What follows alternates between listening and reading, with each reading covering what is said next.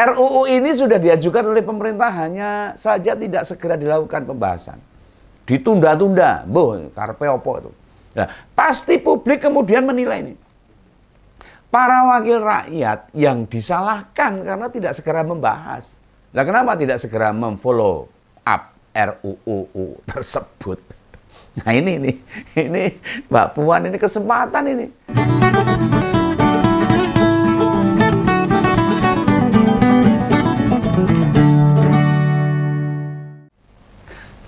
Wah ini akan jadi momok dan menakutkan bagi para koruptor. Iyalah, Ketua DPR RI Mbak Puan Maharani belum lama ini menegaskan bakal segera mengagendakan pembahasan rancangan undang-undang perampasan aset. Badala ini. Nah, pernyataan ini tentu sangat mengejutkan, mengagetkan, dan bisa jadi pukulan berat bagi para koruptor.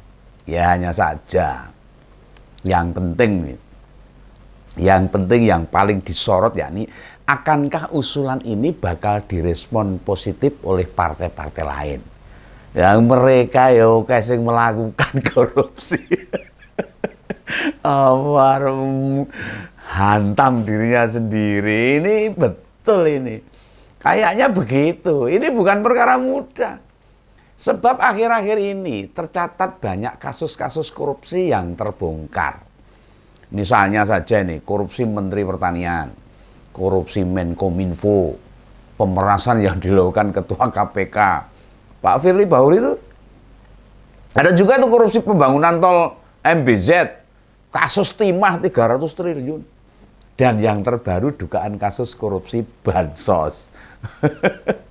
Nah, lontaran pembahasan rancangan undang-undang perampasan aset ya pasti banyak direspon positif oleh publik, termasuk Begawan ini. Wow, tak dorong itu. Betul itu. Nah, pernyataan Ketua DPR ini, Mbak Puan ini, jelas bentuk pengembalian komitmen PDIP, di mana Mbak Puan sebagai kader PDIP yang bisa jadi merasa gelisah dengan berbagai kasus yang terbongkar. Wes nganyelke. Lah kerugian negara atas berbagai kasus itu jumlahnya mencapai ratusan miliar, bahkan triliunan. Itu kalkulasi di atas meja loh. Dan faktanya mungkin bisa berlipat-lipat. Nah, mengapa RUU ini penting? Sangat penting bahkan. Karena bakal jadi momok menakutkan, utamanya bagi pelaku-pelaku tindak pidana korupsi, suap dan sebagainya. Ditambah sekarang ini mendekati pilkada, yang pasti akan memecah konsentrasi partai politik dalam mengusung seorang kandidat. Kalau ada punya jejak rekam bekas korupsi, apalagi yang pernah kena kasus-kasus itu, jadi tersendat-sendat. Lah RUU ini sebenarnya sudah diusulkan sejak lama, wes suwi itu. Sampai presiden itu sampai gemes katanya dulu, orang dang-dang dibahas. Tetapi banyak wakil rakyat kita yang dingin menanggapinya itu. Ya mungkin ada rasa takut lah, ada rasa ragu-ragu, jangan-jangan nanti mengenai dia sendiri. Senjata makan tuan itu bisa juga tuh. RUU ini sudah diajukan oleh pemerintah, hanya saja tidak segera dilakukan pembahasan. Ditunda-tunda, karpe opo itu. Nah, pasti publik kemudian menilai ini. Para wakil rakyat yang disalahkan karena tidak segera membahas. Nah, kenapa tidak segera memfollow up RUU tersebut? Nah ini Mbak Puan, ini kesempatan ini. Nah sekarang Om Begawan nanya ini, nanya serius ini. Kenapa pemerintah tidak memproses sendiri RUU tersebut dan disahkan dalam bentuk Perpu? Kan bisa sebenarnya. Dan itu presiden bisa perintahkan itu. Janjannya. Janjane itu segala sesuatu bisa, nek mau, nek gelem itu gampang. Bukankah dalam skema produk peraturan undang-undang, Perpu juga diakui secara sah sebagai produk hukum. Yang nilainya, fakta stratanya yang sama dengan undang-undang. Jari kita tidak bisa menunjuk ke salah satu pihak saja. Dalam hal ini DPR yang salah. Bukan. Ya pemerintah juga aras-arasen itu. Karena banyak eksekutif yang kena kasus-kasus korupsi. Bahkan kalau jujur itu, mana ada pejabat yang tidak melakukan korupsi. Ini bukan tuduhan dari Om Begawan loh. Alah, ayo kalau mau jujur-jujuran. Makanya eksekutif yang nggak berani segera mengesahkan, membahas rancangan undang-undang perampasan aset ini. Justru mesti yang kita pertanyakan juga ini. Mengapa Pak Jokowi tidak mengeluarkan perpu tentang perampasan aset? Yang katanya gemes, tapi sebenarnya Pak Jokowi kan bisa langsung membuat perpu peraturan pengganti undang-undang. Di sini bisa sama-sama kita nilai loh. Baik eksekutif maupun legislatif. Sama-sama tidak punya political will atau hal ini. Makanya saat rencana akan dibahasnya lagi rencana undang-undang ini, sudah ada niat baik dari Mbak Puan. Ya mesti kita dukung bareng-bareng, ayo masyarakat, elemen-elemen lembaga-lembaga. Apalagi yang anti korupsi, lembaga-lembaga anti korupsi. Ayo kita dorong. Mau sampai kapan negara ini semua kekayaannya dirampok oleh para koruptor-koruptor?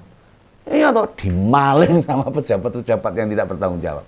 Lah berulang kali kita membaca para pelaku korupsi sering dikenakan hukum yang ringan, bahkan dikurangi, dipotong tahanan, uripe mulya malahan, duitnya ora dikelongi, masih kaya, keluar dari penjara masih berfoya-foya, dirampas harusnya. Iya no, malah kadang-kadang tidak dikenakan ganti rugi kok. Itu pun kadang-kadang dendanya tidak sepadan dengan perbuatan yang dilakukan.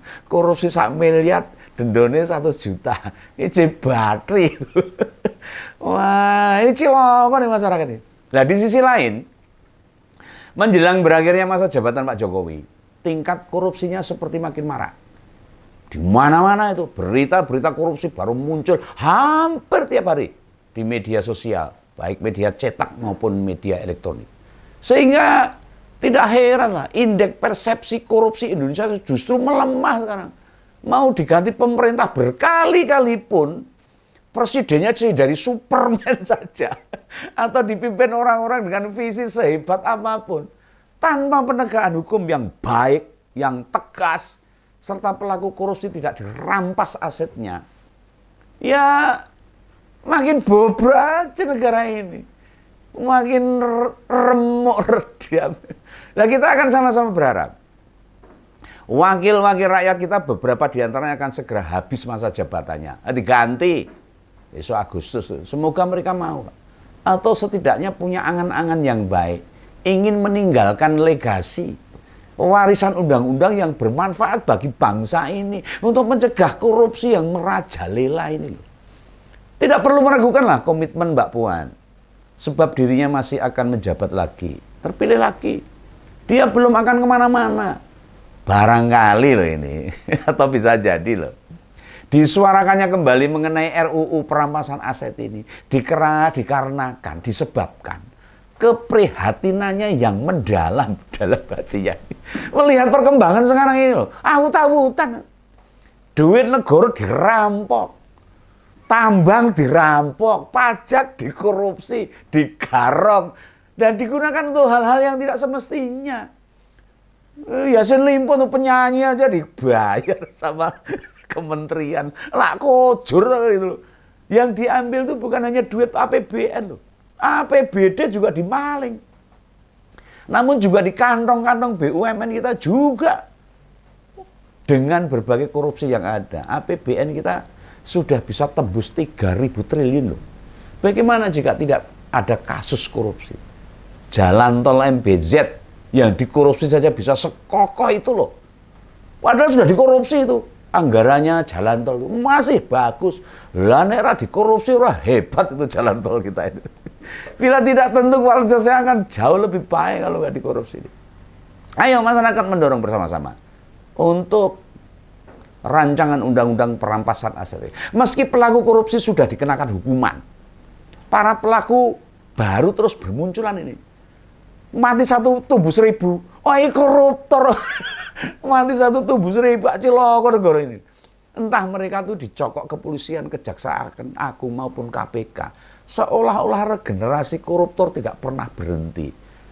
Lah, nek partai politik ada regenerasi, ada kaderisasi bagus. Lah ini koruptor ada regenerasi, ada kaderisasi.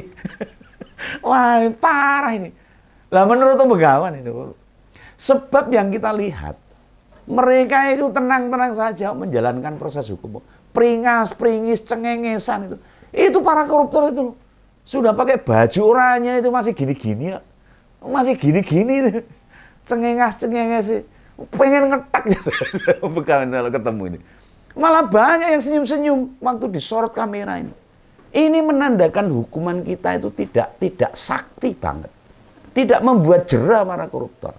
Tidak membuat mereka tersakiti. Tidak membuat mereka merasa malu. Apalagi memberi efek jera. Lah lihat saja tuh para koruptor yang sudah bebas. Mereka tetap hidup biasa. Malah ada yang tetap kaya raya. Tidak terpengaruh kehidupan ekonominya. Nah, problem macam inilah yang mesti jadi catatan bersama. Serta jadi tugas seluruh rakyat Indonesia ini. Untuk bersuara mendukung pembahasan rancangan undang-undang ini. Perampasan aset. Ya, seperti yang tadi Om Begawan bilang loh. Bagi wakil rakyat kita ini yang terpilih nanti. Itulah anggota dewan itu loh. Yang bakal mengakhiri jabatannya di periode ini. Bikinlah tinggalan yang monumental. Kasih rakyat kado terindah. Hadiah yang istimewa. Dengan tingkat kemanfaatan yang besar. RUU ini misalnya disahkan loh, misalnya bisa bikin orang jiper ini, ngewel ini, bahkan malah ngompol ini para koruptor ini. Apabila berani melakukan korupsi, pasti takut.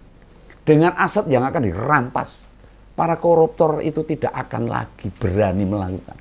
Menikmati kekayaan yang sebelumnya, yang mungkin hasil korupsinya pasti disamar-samarkan. Ayolah kita dorong bersama-sama. Tinggal semua kita kembalikan pada wakil-wakil kita di Senayan, para anggota DPR. Sudahlah, tidak perlu saling menyalahkan. Jika ketua DPR sudah melontarkan hal ini dengan niat baik, kami tunggu bagaimana kalian para wakil-wakil rakyat yang menindaklanjuti. Semua itu, yang jumlahnya ratusan itu. Kita punya tawanan yang bisa buat barter, buat negosiasi dengan partai-partai politik, yakni pilkada. Jangan pernah pilih calon kepala daerah yang diusung oleh partai-partai yang tidak merespon RUU perampasan aset. Ini dengan baik loh. Ini niat baik atau malah berniat menggagalkan. Nah inilah saatnya membusukkan mereka. Biar mereka jera. Partai yang tidak kredibel atau tidak pengen negara ini makin baik. Ya ayo kita berikan pelajaran. Bagi partai-partai yang tidak mendukung rancangan undang-undang perampasan aset. Sikat habis. Pesan Om Begawan. Itu ya. Oke lah. Sampai di sini. Salam Begawan. Salam Ngompol. Dadah.